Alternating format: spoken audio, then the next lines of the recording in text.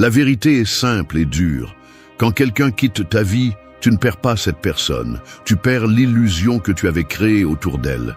Cela fait mal parce que l'ego se brise, la routine s'effondre et le vide semble insoutenable. Mais c'est eux qui se passent vraiment, c'est que la vie t'arrache des mains une dépendance qui n'aurait jamais dû te définir. Et c'est la première leçon qui fait mal à accepter. Tu n'es pas moins à cause d'une rupture. Tu es libre du mensonge que tu as confondu avec l'amour. L'erreur la plus courante est de supplier, de poursuivre, de prouver que tu vaux quelque chose. Mais dans cet acte, la seule chose que tu révèles est ton besoin. Et le besoin sent toujours la faiblesse. Le stoïcisme enseigne que le vrai pouvoir est de contrôler CE qui dépend de toi. Ton esprit, tes émotions, ta façon de faire face à l'inévitable. La perte n'est pas réelle. C'est eux qui est réel. C'est ta capacité à te relever. Ce n'est pas un discours de consolation. Il n'y a pas de place ici pour la victimisation. On parle ici de discipline, d'autocontrôle et de reconstruction. Car la victoire n'est pas dans le retour de celui qui est parti, mais dans le fait d'arriver à un point où sa présence ou son absence n'a plus d'importance. Quand tu y arrives, tu as gagné la seule bataille qui définit vraiment ta valeur, celle que tu mènes contre toi-même. Reste jusqu'à la fin, parce que CE que tu vas entendre ne sont pas des conseils de développement personnel légers, mais des vérités crues et stoïciennes. 8 principes qui peuvent changer la façon dont tu affrontes la douleur et te transformer en quelqu'un qui ne dépend de personne pour être fort, libre et maître de son propre destin. 1. La perte n'est qu'une illusion. Un mirage dans le désert peut faire croire à un voyageur assoiffé qu'il voit de l'eau là où il n'y a que du sable. Il s'approche désespérément, convaincu que CE qu'il perçoit est réel, jusqu'à CE que le reflet se dissolve et qu'il se retrouve face au vide. C'est ainsi que fonctionne la perte après une rupture amoureuse. L'esprit insiste sur le fait que CE qui est parti était indispensable, que sans cette personne, il n'y a plus d'horizon. Mais en vérité, CE qui a disparu n'est qu'un reflet que vous avez confondu avec la substance. CE que vous appelez perte n'est qu'une illusion fabriquée par l'attachement et la dépendance émotionnelle. Croire que vous avez perdu quelque chose de réel est la première erreur qui vous maintient enchaîné à la souffrance. La vérité est que personne ne peut vous enlever CE que vous êtes en essence. L'amour que vous donniez, la discipline que vous pouvez cultiver, la force que vous pouvez construire, tout cela reste intact en vous. Ce qui a disparu, c'est une narration dans laquelle vous avez mis votre valeur entre les mains d'une autre personne. Le stoïcisme enseigne que vous ne perdez rien lorsque quelqu'un part, parce que rien d'extérieur ne peut définir l'intérieur. La seule chose qui se passe, c'est que la vie vous arrache le masque pour vous forcer à vous regarder dans le miroir tel que vous êtes. La douleur s'intensifie lorsque vous vous répétez encore et encore que quelque chose de vôtre est parti. C'est comme s'accrocher à un objet qui ne vous a jamais appartenu. Vous ne pouvez pas perdre CE qui n'a jamais été sous votre contrôle. C'est la dure réalité que beaucoup évitent d'affronter. Ce qui fait mal n'est pas l'absence, mais l'illusion qui s'effondre. L'attachement transforme les gens en prisonniers de l'irréel. Il vous fait croire que le bonheur dépendait de cette voie, de CES main, de cette routine. Mais observez avec froideur. Même lorsque vous étiez accompagné, vos insécurités étaient toujours là. Vos peurs n'ont pas disparu. Vos batailles internes ne se sont jamais arrêtées. L'autre personne n'a jamais comblé CES vides. Elle les a seulement couverts temporairement avec un pansement. Et maintenant, en partant, tout CE qu'elle a fait, c'est arracher CE pansement pour que vous affrontiez CE qui a toujours été là en vous. La perte est une illusion parce que vous n'avez jamais été complet grâce à un autre. Vous l'avez toujours été grâce à votre propre essence. Vous avez simplement oublié de le voir. C'est pourquoi, lorsque l'esprit crie que tout est fini, qu'il ne reste plus rien, vous devez répondre avec la vérité. Ce qui est fini, c'est l'histoire que vous avez créée dans votre tête, pas votre capacité à en écrire une nouvelle. Accepter cette vérité n'est pas facile. Elle brise l'ego, fait tomber les excuses, oblige à affronter la solitude de face. Mais c'est cette même dureté qui éveille. Celui qui s'accroche à l'illusion devient l'esclave des fantômes. Celui qui comprend qu'il n'y a pas de perte devient le maître de lui-même. C'est pourquoi chaque larme que vous croyez verser pour CE qui est parti est en réalité de l'eau qui nettoie la vision pour que vous puissiez voir CE qui a toujours été devant vous. L'opportunité de renaître plus fort, plus conscient et plus libre. Le stoïcisme ne promet pas un réconfort facile, il promet la clarté. Et la clarté révèle que la perte n'existe pas. Seule existe la transformation. Ce « que vous appelez aujourd'hui le vide est l'espace parfait pour construire la version la plus solide de vous-même. Lorsque vous parvenez à le voir ainsi, l'illusion disparaît et la vérité émerge. Vous n'avez jamais rien perdu. Vous avez simplement gagné l'opportunité de découvrir qui vous êtes sans déguisement ni dépendance. C'est la victoire qui commence à l'instant où vous décidez de ne plus croire aux mensonges de la perte. 2. Le détachement émotionnel est ton plus grand pouvoir. Un arbre qui a pris racine trop superficiellement s'effondre à la première tempête. En revanche, celui qui ancre sa force dans la terre reste ferme, même si le vent tente de l'arracher. Il en va de même pour l'être humain. Lorsque les émotions dépendent de quelqu'un d'autre, toute absence secoue et détruit. Mais lorsque le détachement devient racine, rien d'extérieur ne parvient à te briser. L'attachement émotionnel est une chaîne invisible. Tu crois que tu aimes, mais en réalité tu as peur de perdre. Tu confonds la compagnie avec le salut et finis par céder ta liberté. Tu vis en attente d'un message, d'une réponse, d'un regard, comme si ton existence dépendait de ces gestes. Et à ces moments, tu cesses d'être maître de toi-même. Le détachement ne signifie pas froideur, il signifie clarté. C'est reconnaître que personne n'est responsable de ta paix intérieure, que rien d'extérieur n'a le droit de contrôler ton état mental. Le stoïcisme le répète avec force. La seule chose sous ton contrôle est ton esprit, ta volonté, ta façon d'interpréter ce qui se passe. Tout le reste, même les personnes que tu aimes, appartient au domaine de l'incontrôlable. Quand tu comprends cela, l'anxiété de retenir disparaît. Tu ne luttes pas pour attacher CE qui ne dépend pas de toi. Tu te concentres sur le renforcement de CE qui t'appartient. C'est le pouvoir du détachement. Tu construis une forteresse interne qu'aucun adieu ne peut démolir. Beaucoup croient que le détachement est indifférence, mais en réalité, c'est le respect de la liberté propre et d'autrui. Cela signifie aimer sans chaîne, donner sans peur, lâcher sans s'effondrer. L'attachement transforme l'amour en prison, le détachement l'élève à un choix conscient.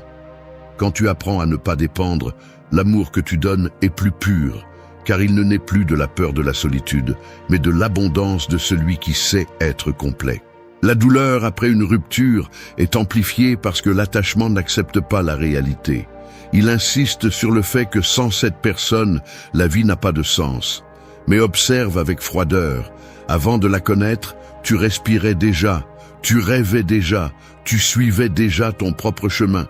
L'attachement fait oublier cette vérité et c'est pourquoi le coup semble mortel. Se détacher, c'est retrouver cette mémoire, se rappeler que la force a toujours été en toi. L'homme qui pratique le détachement n'a rien à prouver. Il ne mendie pas l'attention, ne supplie pas l'amour, ne négocie pas sa dignité. Il marche avec l'assurance de celui qui sait que sa propre valeur ne fluctue pas avec l'approbation extérieure. Ce tempérament se remarque dans le regard, dans la façon de parler, dans la manière de décider. Et quand le monde le perçoit, il reconnaît un pouvoir qui ne peut être manipulé. Le détachement émotionnel est l'arme la plus silencieuse et efficace. Il ne détruit pas l'autre, il te construit. Il ne s'agit pas de fuir les sentiments, mais de les gouverner. Car l'homme qui domine son cœur ne devient pas un robot, il devient un sage. Il aime quand il choisit d'aimer, il s'éloigne quand c'est nécessaire, il souffre sans perdre sa dignité et il profite sans perdre le contrôle. C'est la vraie liberté. Si tu parviens à comprendre ces principes, chaque rupture, chaque silence et chaque absence cesseront d'être des chaînes et deviendront des rappels de ton autonomie. Le détachement ne te rend pas insensible, il te rend invincible. Il te libère de l'illusion de devoir pour que tu découvres le pouvoir de choisir. Et là, sur ce terrain d'indépendance émotionnelle, se sème la plus grande victoire. Être maître de soi-même dans un monde où tout le monde s'accroche désespérément à ce qu'il ne peut retenir. 3. Le respect est plus fort que l'amour. Le feu peut brûler avec force et tout consumer en quelques secondes, mais lorsqu'il n'est pas contrôlé ni dirigé, il s'éteint rapidement, laissant derrière lui des cendres et du vide. L'amour ressemble à ce feu, intense, séduisant, capable d'éclairer toute une vie. Mais s'il manque de respect, il devient fragile et finit par détruire ce qu'il était censé soutenir. Le respect est la base qui maintient tout lien solide, même lorsque la flamme de l'amour perd de son intensité avec le temps. Beaucoup confondent aimer avec posséder, pensant que ressentir de l'affection est suffisant pour maintenir quelque chose de durable. La réalité est différente. L'amour sans respect se transforme en prison, en une scène où la passion devient dépendance et la proximité contrôle. Ce « qui devrait être une union devient une chaîne. Lorsqu'il manque de respect, l'amour cesse d'être constructif et devient un mécanisme d'usure. C'est là que la douleur apparaît avec le plus de cruauté, car n'est pas seulement l'absence qui fait mal, c'est l'humiliation d'avoir échangé sa dignité contre des promesses vides. Le stoïcisme enseigne que rien de l'extérieur ne nous appartient. Ni le partenaire, ni l'attention, ni l'affection de quelqu'un d'autre ne font partie de que nous pouvons contrôler. La seule chose qui est entre nos mains est la vertu, la cohérence avec soi-même, la capacité d'agir avec dignité même si tout autour s'effondre. L'amour aveugle, le respect donne une vision. L'amour excessif demande, exige, consomme. Le respect pose des limites, soutient l'identité, protège l'essence personnelle. Aimer sans respect, c'est vivre dans l'attente de ne pas déranger, de ne pas perdre, de ne pas éveiller le rejet de l'autre personne. Se respecter soi-même, c'est tout le contraire. C'est comprendre qu'aucune affection ne mérite le sacrifice de l'intégrité. C'est regarder dans les yeux celui que tu aimes et savoir que tu peux te donner, mais jamais te prosterner. L'homme qui se respecte ne mendie jamais d'affection. Il peut perdre une relation, il peut accepter une fin, mais il ne permet jamais qu'on le dégrade. Cette attitude transmet un message silencieux et puissant. On peut vivre sans amour, mais jamais sans respect. Et ce message change tout, car celui qui vit avec dignité inspire le respect des autres, même de ceux qui ne l'accompagnent plus. Quand le respect guide, l'amour cesse d'être une nécessité et devient un choix. Tu ne cherches plus à combler des vides, tu partages l'abondance. Tu ne crains plus la solitude, tu apprécies la liberté d'être complet. Sur ce terrain, le lien cesse d'être fragile car il repose sur des piliers solides. Clarté, limite, autonomie. Le respect transforme l'amour en quelque chose qui ne blesse pas, qui n'asservit pas, qui ne consomme pas. La douleur d'une rupture est plus facilement supportable lorsque tu comprends cela. Ce qui fait vraiment mal, ce n'est pas que quelqu'un soit parti, mais de se souvenir des moments où tu as cessé de te respecter par peur de perdre. C'est la véritable blessure, la trahison envers toi-même. Mais c'est aussi l'occasion de guérir, de décider que tu ne donneras plus jamais ta dignité en échange d'affection. Le respect est plus fort que l'amour, parce qu'il ne dépend pas de l'émotion, mais de la volonté. L'amour se ressent, le respect se construit. L'amour peut s'éteindre, mais le respect reste comme une empreinte de caractère. Lorsque tu comprends cela, la perte cesse de faire peur et l'absence cesse d'être une menace. Parce qu'au final, la seule chose à laquelle on ne peut renoncer, n'est pas l'amour reçu, c'est le respect que tu te dois à toi-même. 4. Le silence et l'absence sont ton arme invincible. L'écho dans une grotte vide semble plus fort que n'importe quel cri. Il n'est pas nécessaire de répéter les mots. Le vide suffit pour que le son se multiplie et résonne dans l'esprit. C'est ainsi que fonctionne le silence après une rupture. Ce n'est pas une faiblesse, c'est du pouvoir concentré. L'absence n'est pas un signe de reddition, c'est une stratégie qui désarme plus que n'importe quelle confrontation. Alors que beaucoup cherchent à crier, à expliquer, à justifier ou à réclamer, le silence devient la réponse qui frappe sans avoir besoin de hausser la voix. L'instinct pousse à se défendre, à parler, à remplir le vide avec des mots qui tentent de récupérer ce qui a été perdu. Mais ce que cette réaction réussit à faire, c'est donner du pouvoir, montrer le besoin et révéler que la blessure contrôle encore.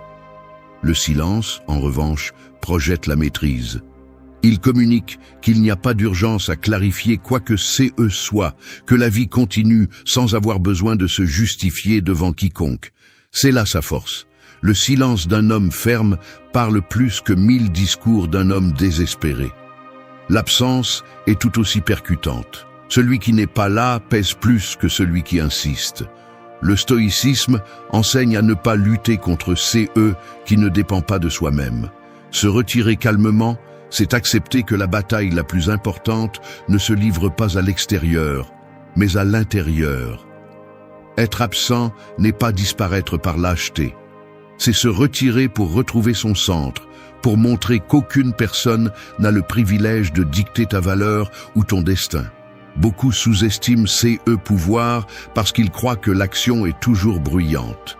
Mais en pratique, le calme déconcerte, l'indifférence brise, le silence oblige à affronter sa propre conscience. L'autre personne peut justifier ses décisions, voire inventer des arguments pour se défendre, mais face à l'absence, il n'y a pas de réplique possible.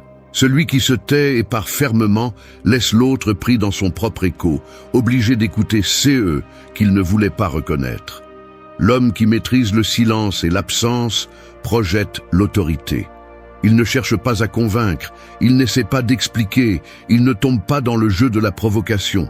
Il se retire simplement avec dignité et ce retrait devient une présence beaucoup plus forte que n'importe quel mot. Le silence est gênant parce qu'il démontre l'indépendance. L'absence fait mal parce qu'elle révèle qu'il n'y a jamais eu de besoin. Cela ne signifie pas une froideur absolue, cela signifie une stratégie. Se taire n'est pas se cacher, c'est choisir de ne pas gaspiller d'énergie sur ce qui ne méritent pas d'attention. Être absent n'est pas une indifférence vide, c'est un acte d'autocontrôle qui montre clairement que ta vie ne dépend pas de retenir quelqu'un. La société a tendance à enseigner le contraire, que tu dois lutter, insister, démontrer, mais en réalité, plus on insiste, plus on s'affaiblit. L'homme stoïcien comprend que le plus mortel est ce qu'on ne peut pas contrôler.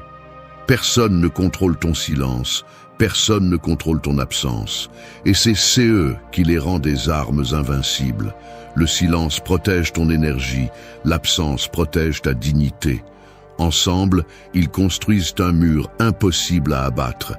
Quand tu choisis de te taire et de te retirer, tu ne perds rien. Au contraire, tu récupères tout.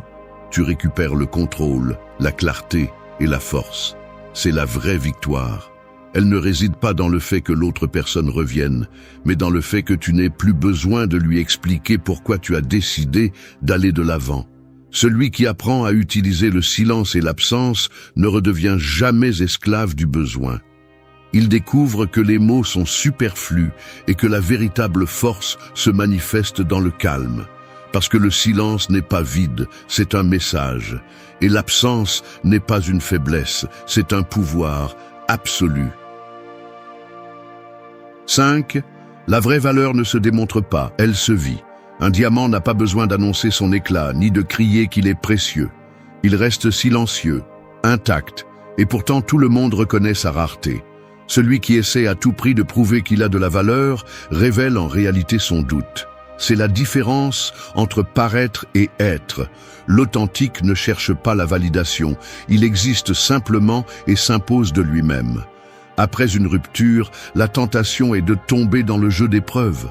Montrer que tu vas mieux, feindre le succès, exhiber ta force pour que l'autre se rende compte de ce qu'il a perdu.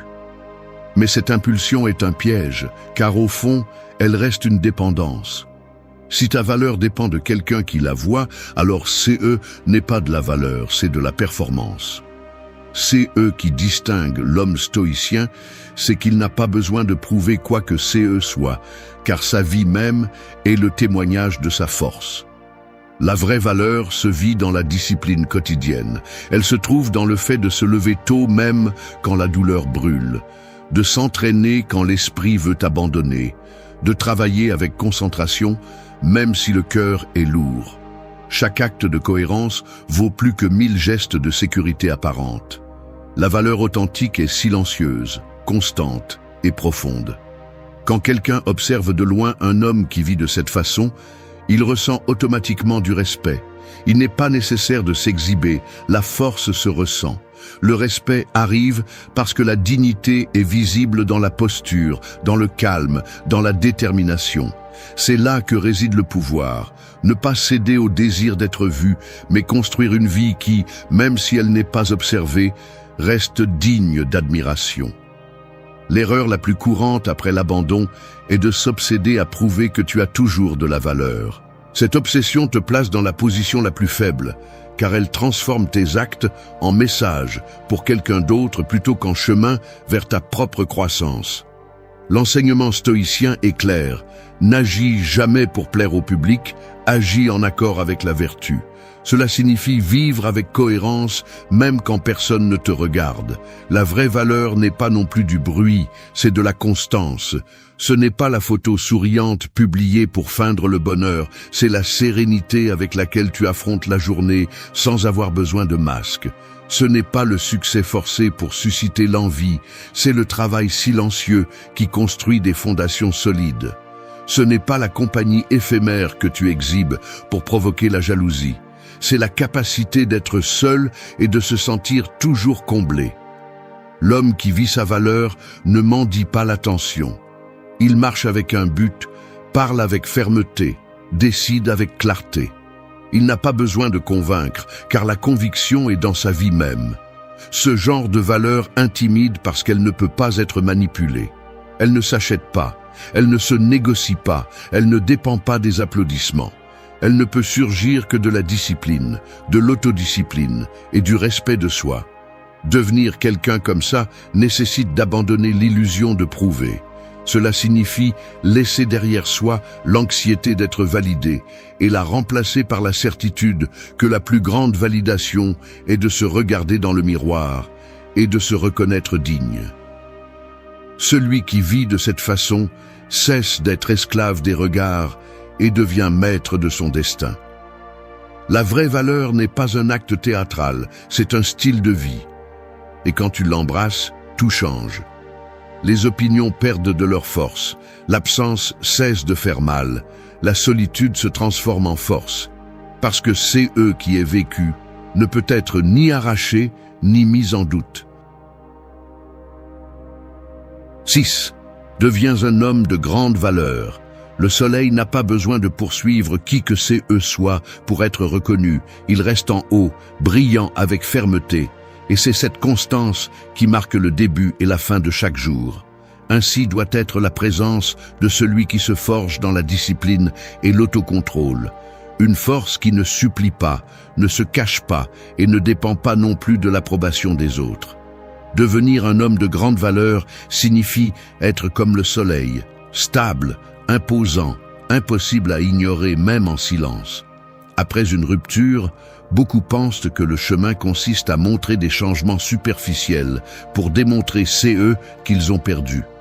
Cette attitude est un piège, car elle révèle un manque et une dépendance. Le véritable pouvoir ne se démontre pas par des gestes pour les autres, mais par la vie elle-même, par la cohérence entre CE que tu penses, dis et fais. Un homme de grande valeur ne cherche jamais à convaincre, car sa transformation se reflète dans chaque action quotidienne, pas dans des paroles vides. Ce processus ne se construit pas avec théâtralité, mais avec discipline. Cela signifie se lever lorsque la fatigue brûle, s'entraîner même si la douleur brûle encore, apprendre en silence pendant que les autres se distraient. Chaque habitude cultivée devient une brique qui renforce le mur intérieur. C'est là que réside la différence. Tandis que beaucoup font semblant, l'homme de valeur s'occupe de construire dans l'ombre, sachant que le résultat inévitable sera visible pour tous. Le stoïcisme enseigne que rien d'extérieur ne garantit la stabilité. Les biens matériels, les flatteries ou la compagnie sentimentale peuvent disparaître à tout moment. La seule chose réelle est le caractère. Un homme vraiment fort ne dépend pas de la chance ou des circonstances passagères. Il s'appuie sur CE qu'il contrôle. Son esprit, sa discipline et son but. Cette conviction le rend impossible à plier. Être de grande valeur ne signifie pas l'arrogance. C'est de la fermeté sans besoin d'humilier, de la sécurité sans cri, de la clarté sans fioriture. Cette attitude génère de l'inconfort chez ceux qui vivent d'apparence, mais suscite le respect chez ceux qui reconnaissent l'authenticité. La grandeur ne se mesure pas en te comparant aux autres, mais en surpassant chaque jour la version précédente de toi-même. Après une rupture, cette transformation est cruciale. Il ne s'agit pas de vengeance ou de revanche, il s'agit d'utiliser la blessure comme carburant. La douleur cesse d'être une punition et devient un outil de construction. Chaque larme se transforme en motivation pour s'entraîner, chaque souvenir en élan pour étudier, chaque silence en espace de réflexion. À la fin, le vide qui semblait insupportable devient un terrain fertile pour la renaissance. Un homme de grande valeur ne dépend pas des regards des autres pour se valider. Son comportement inspire le respect de manière automatique, car il transmet la force dans sa façon de marcher, de parler, de décider. Cette sécurité n'a pas besoin d'explication. Elle se perçoit dans la façon dont il soutient le regard et comment il garde son calme quand tout autour s'effondre. Il ne cherche pas à impressionner, il vit de telle manière qu'il est impossible de l'ignorer.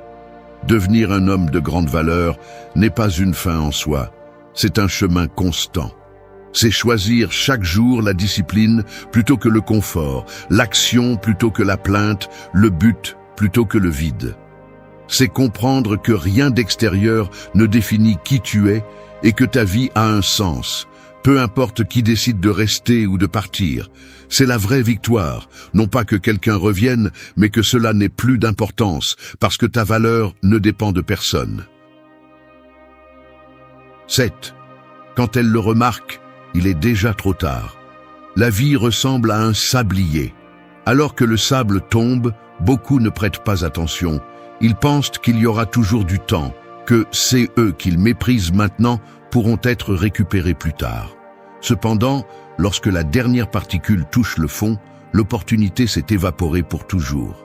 C'est CE qui se passe quand quelqu'un qui vous a sous-estimé réalise finalement votre transformation. Il est déjà trop tard. L'horloge ne s'arrête pas pour les remords ou les supplications, et il en va de même pour celui qui s'élève après la douleur. Après une rupture, l'esprit de l'autre a tendance à croire qu'il vous trouvera au même endroit, en attente, blessé, prêt à donner à nouveau votre énergie. Mais la surprise vient quand il découvre que CE terrain vide est maintenant occupé par quelqu'un de différent, plus fort, plus conscient, plus discipliné. L'homme qui mendiait l'attention n'existe plus, car la douleur l'a forcé à se réveiller. Et CE réveil est irréversible. Le moment où elle le remarque est quand vos actions parlent déjà pour vous. Elle observe que vous ne répondez pas par nécessité, que vous ne cherchez pas à prouver quoi que CE soit, que votre silence pèse plus que n'importe quel mot. Elle voit que votre vie avance avec direction et que votre énergie ne tourne plus autour de sa présence. Cette clarté a un impact, car CE, qui semblait fragile, se montre maintenant inébranlable. Mais cette découverte n'est pas une invitation à revenir, c'est un rappel qu'elle a perdu l'accès à CE qu'elle n'a jamais valorisé. Le stoïcisme enseigne que la plus grande victoire n'est pas que quelqu'un revienne, mais que son retour ne change plus rien. C'est le point où la balance se brise pour toujours. Quand vous comprenez que votre valeur ne dépend pas de la validation des autres, l'absence cesse de faire mal et la nostalgie perd de sa puissance. CE qui est une surprise pour elle est pour vous une conquête silencieuse. Beaucoup espèrent que la justice se manifeste sous forme de repentir de l'autre. Cependant, la véritable justice se produit lorsque l'autre personne se réveille tard et comprend qu'elle n'a plus de place dans votre vie. parce que vous n'êtes plus le même, parce que votre monde ne tourne plus autour de CE qui étaient, parce que vous avez appris à marcher sans regarder en arrière. Tel est l'enseignement stoïcien. Lâcher prise avec une telle fermeté que, lorsque quelqu'un tente de revenir, il découvre que la porte n'existe plus. Ce scénario n'est pas atteint par la vengeance, mais par une véritable transformation. Cela signifie utiliser chaque instant de douleur comme carburant pour grandir, pas pour attendre. Cela signifie s'entraîner, apprendre, construire et avancer pendant que d'autres pensent que vous êtes toujours arrêté. Le jour où ils le remarquent, il n'y a plus de retour, car l'homme qu'ils trouvent en face d'eux n'est pas disponible pour le jeu d'avant. Cette distance est CE qui pèse le plus. Le silence qui semblait vide devient une force. L'absence qui était interprétée comme une faiblesse révèle maintenant du caractère, et chaque geste de fermeté confirme que le passé est enterré. Il n'y a pas de pire coup pour celui qui a sous-estimé que de voir comment son départ n'a rien détruit, mais a élevé quelque chose de beaucoup plus grand. Quand elle le remarque, il est déjà trop tard, car le temps ne recule pas et la transformation ne s'arrête pas. C'est la victoire silencieuse, celle qui ne cherche pas d'applaudissements, celle qui n'a pas besoin de témoins. C'est la victoire de s'être trouvé soi-même et de ne jamais revenir au point où votre valeur dépendait de quelqu'un d'autre. Là, dans cette clarté, vous découvrez la vérité ultime. Ceux qui semblaient être une perte étaient en réalité le début de votre liberté.